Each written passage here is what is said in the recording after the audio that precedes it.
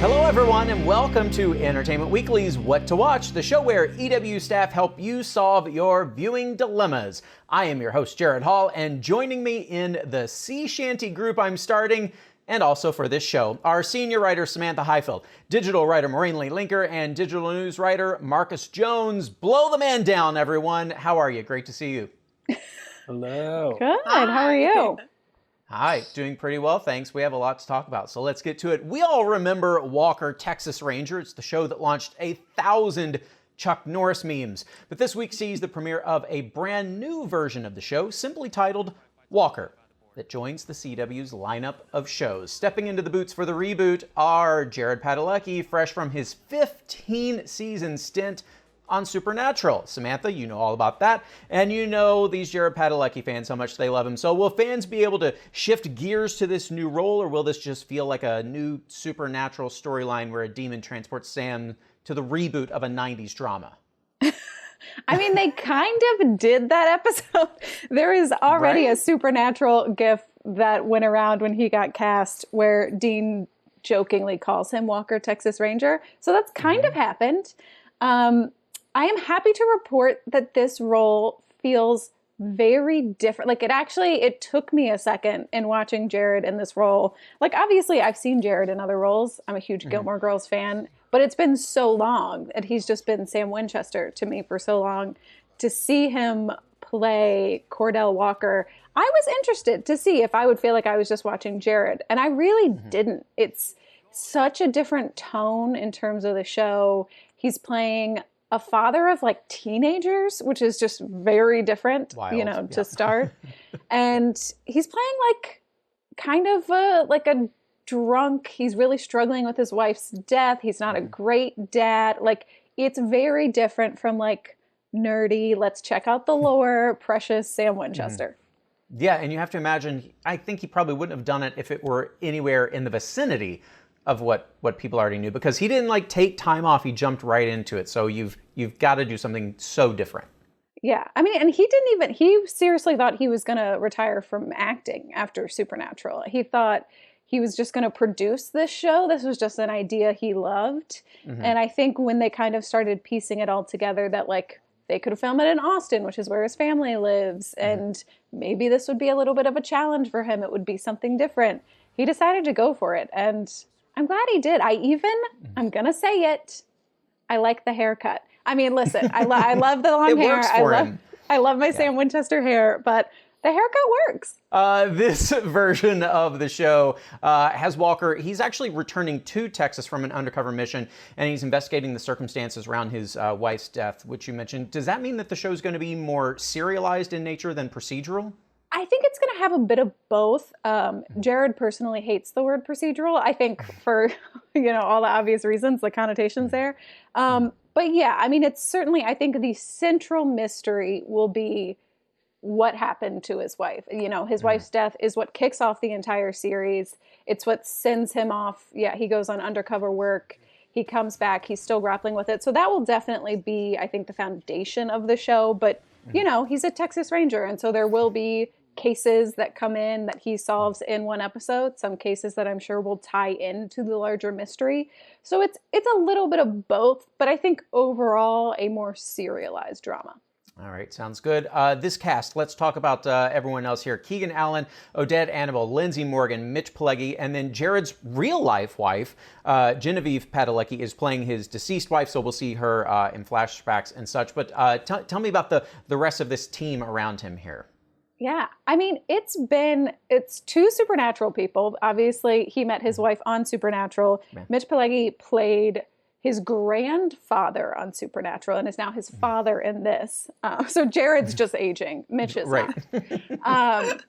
Which is super fun. But it's, Lindsay Morgan from The 100, one of my favorite characters on The 100. I was so excited to see her. And she's actually kind of similar to her character on The 100 in all the great ways of she's just like a really strong, kind of snarky female character. She plays Walker's partner. Which is also super fascinating because she's playing a Mexican-American and she's a Texas Ranger who's dealing a lot with like border stuff and with being one of the only Mexican-Americans on the Texas Rangers and one of the only females. So I think that's going to provide a lot of interesting story. And Keegan Allen, I obviously know from Pretty Little Liars, hadn't seen him in a bit, and like threw me a little bit. He's grown up a lot since Pretty Little Liars, and it's very cool to kind of see him as like the mature. He's Walker's younger brother, but he's kind of the brother who has his life together, so he's a little bit more mature. We need to take a quick break, but we'll be back in 2 minutes-ish.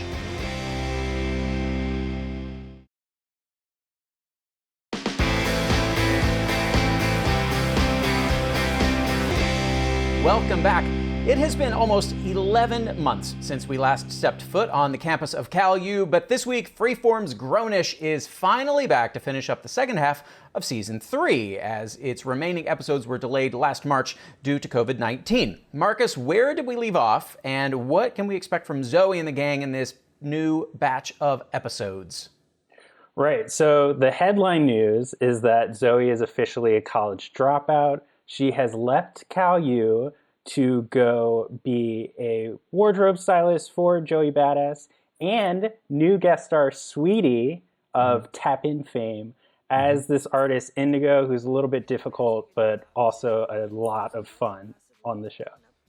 Which, yeah, I was going to say, which a fun character in general. I mean, incorporating like celebrities, whether they're fake or not, that's going to add a whole other dimension and level to the action here. Yeah, exactly. And then as far as the rest of the gang goes, because there's still like probably 10 other big characters that are still in college. As they're in their junior year, for the most part, a lot of the show is tackling themes that are kind of broader than a college campus. So you're seeing conversations about mass incarceration and young people exploring their faith, as well as like your standard love triangles and young love and all the upsetting things that come with relationships. Gotcha. Blackish and Mixedish are also back on ABC next week. What are we looking forward to in those sister-ish series return? Right. So as far as the two ABC shows that are coming back and in the Ish universe, Blackish, there is a blackout. So Dre is certainly freaking out about that. If you are familiar with the character at all, you know he will go all out at the first sign of danger, or just regularly to spend his money casually. So he's that person in the supermarket that is buying all the toilet paper. Meanwhile, in Mixedish, it is a different story. Johan, Bo's younger brother, is actually pretending to be a race other than black. So she is trying to remedy that, as are her parents, played by Tika Sumpter and Mark Paul Gosselaar. All right. What is it about this Ish universe? Because it has become something that I think Kenya Barris didn't even expect when he started this first show. But what is it about this universe that has fans just like itching to see more and more of these characters expand and out into the world? Well, personally, I think it's among the funniest sitcoms that are on TV. But just to get a little bit serious, I think the Black audience has long said that they're underserved, and I think it's factually correct. Blackish is certainly a big show, as are the rest of the shows like Grownish and Mixedish. They've done better than exceeded expectations, I think is what I want to say.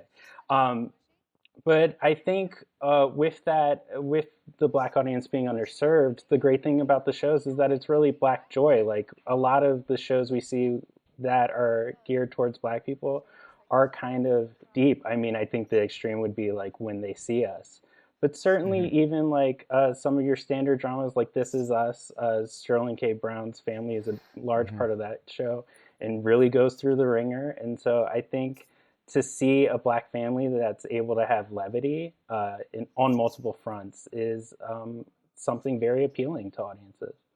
Yeah, and they're doing it very well. You recently spoke with some of the cast of Grownish to discuss the series' return and depicting the modern college experience in a post-pandemic world. Let's check that out.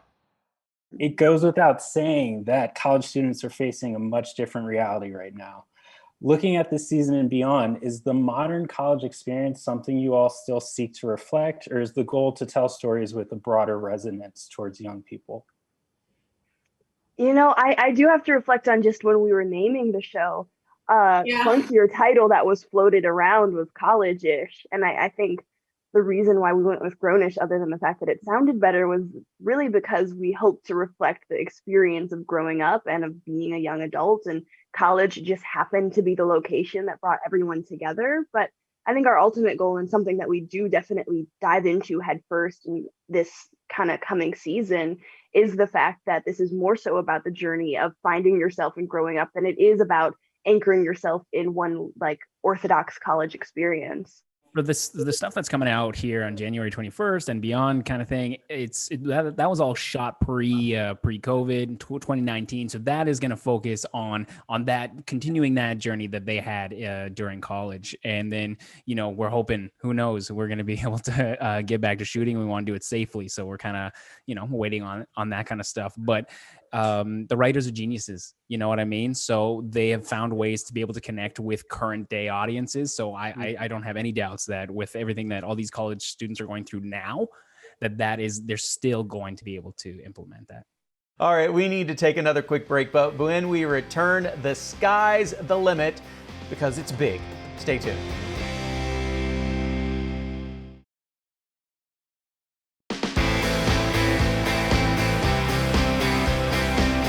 Welcome back to What to Watch. David E. Kelley's pulpy mountain mystery Big Sky returns on Tuesday after leaving us with a huge cliffhanger back in December.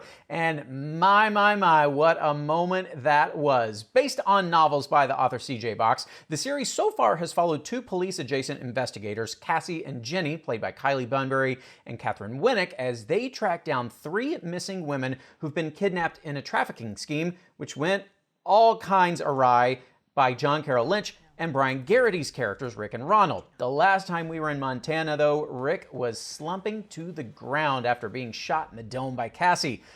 So, Maureen, how do you expect the show to clean up this mess? It's gonna be tricky.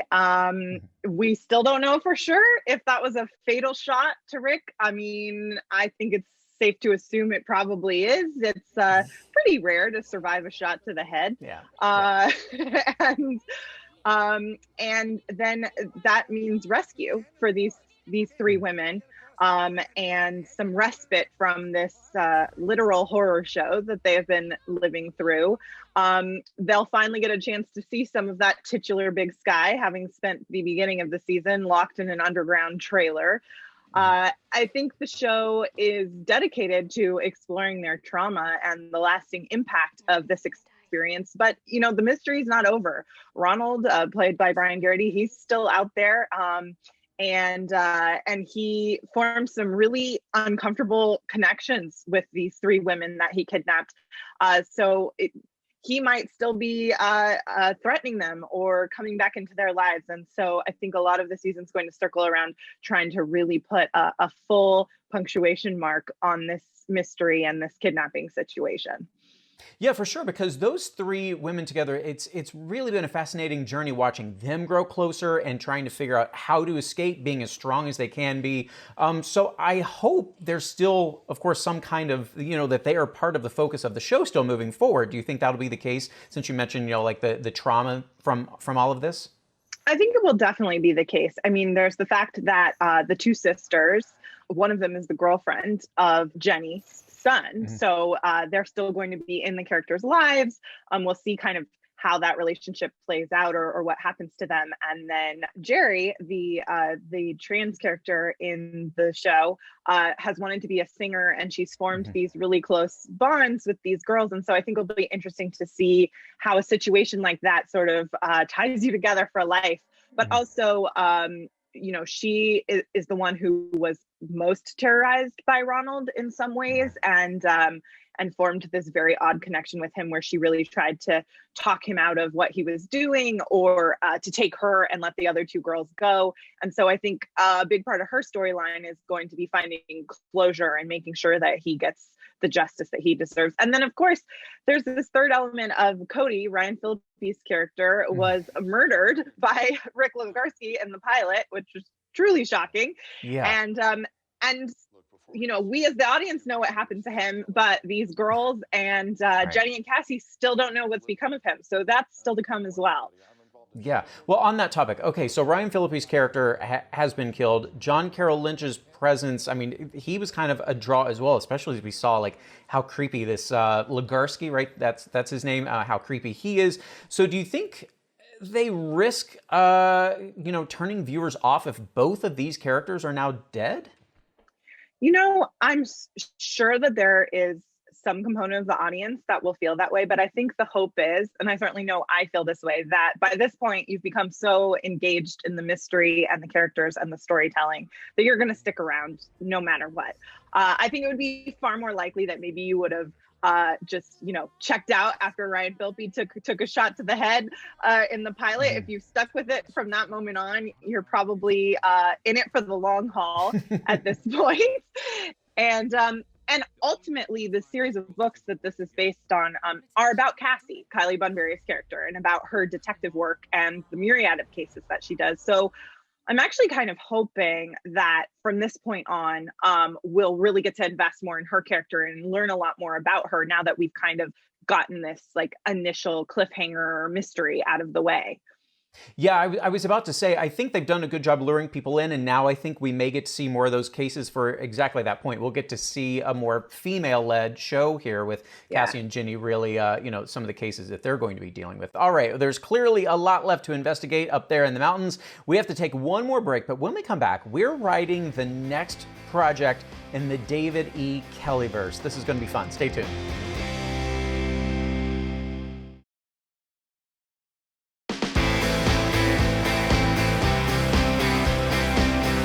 Welcome back to What to Watch. We thought we'd end today's show with something a little different, a new What to Watch game called Pitch Sesh. Make sure I enunciate things there. Pitch Sesh. Can you hear the theme music going there too? If there's been a constant in television for the past 30 years, a length of time I'll be sure to bring up in therapy very soon, it's that the small screen has been pretty consistently graced with David E. Kelly creations, and it's no little lie that his last few series have really taken the TV world by storm. That would be, of course, Big Little Lies, The Undoing, and now Big Sky. So we here at What to Watch thought it would be fun to do a pitch meeting for the next big David E. Kelly show. What would we want to watch, if you will? So let's start with location, everyone. You ready? We've already seen Monterey, Manhattan, and Montana. So what are we thinking? Obviously, it feels like it should start with an M. Memphis, Madrid, Mallorca, Miami? Oh, Miami would be fun, but my pitch is Montreal. I think that could be real sexy. I don't know why, but it just is in my head. Yeah. Beautiful city, I like it.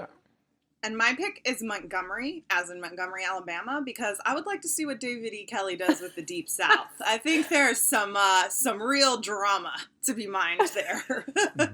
You're not wrong. Yep, some good picks there. I like all of those. Okay, let's move on to the main characters. The occupations of his characters have played a major role in these David E. Kelly shows. So what made-for-TV jobs would you want to see featured in this show that we are pitching?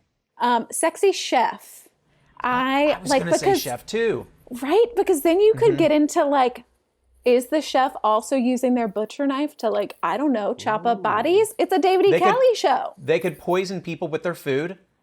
It's just, I mean, I'm not to brag, but I think I'm nailing this. Okay. This one feels like it's writing itself. All right. Any other job ideas there, Marcus and Maureen? Well, I think David E. Kelly, he was a lawyer and much of his writing staff are former lawyers. So I think staying in the legal world would be ideal for him. It's kind of his sweet spot. But maybe something like really specific and obscure, like maybe a show about paralegals and their start in the legal world. Okay. I'm down for that. Marcus? And then I would just say wellness. Let's get goopy. I want to see fitness. I want to see it be super culty. I want to see people on Peloton stirring it up and causing drama. All right, next up, Dream David E. Kelly cast. We've had Reese and Nicole and Meryl and Ryan Phillippe. So what actors would you want to see in this show? Okay, so I think that David E. Kelly needs to bring his wife into the scene, and Miss Michelle Pfeiffer, would be absolutely perfect at the head of a David E. Kelly drama. All right, Marcus? So this kind of just came to me as I was thinking about it, but you know what? Bring back the cast of the movie Widows. No one saw that movie. It did not get its due. And Viola Davis, Elizabeth Debicki, Cynthia Erivo, Michelle Rodriguez. Are you telling me you wouldn't want to watch that show? Are you kidding? That would be amazing. Let's talk mystery then. The twists and cliffhangers are of utmost importance. We know that, especially in these recent shows. What are you guys thinking here? I just read this amazing book that came out this month called The Wife Upstairs, which is a contemporary retelling of Jane Eyre set in Alabama.